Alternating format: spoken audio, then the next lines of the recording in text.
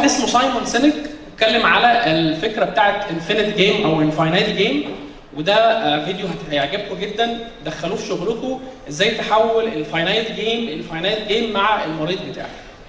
طيب دي سلايدز مهمه جدا، حبيت برضو ادخلها مع حضراتكم في التوك بتاعت النهارده. Why people want to lose weight.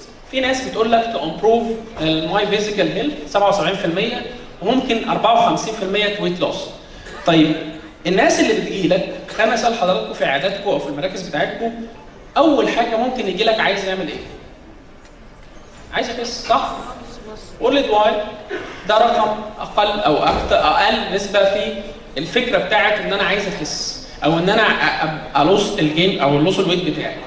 فكره ان انا عايز اخس لمجرد هو هدف، هو هيرجع تاني في وزنه. فهي فكره برضه الفاينايت جيم، والفاينايت جيم هي فكره الموتيفيشن والبريزستنسي.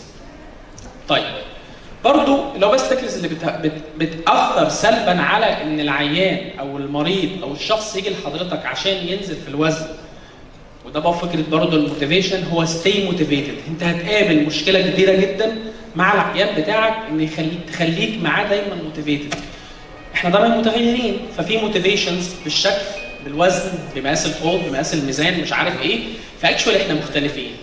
اللعبه اللي انت عايز تلعبها مع المريض بتاعك ان انت تهيئه في حياته اليوميه ان ده يكون روتين. يعني فكره تبدا مره واحده في الوزن.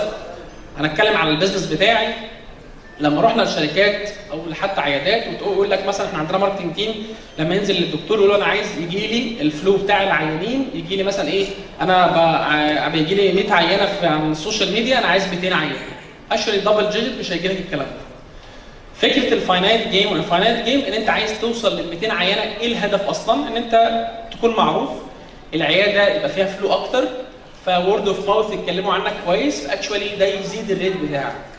فاهمين الحته دي مهمه قوي بالنسبه لك؟ أيوة.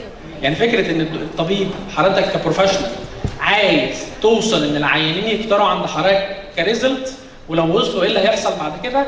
اكشوالي ده فاينايت جيم وانفاينايت جيم.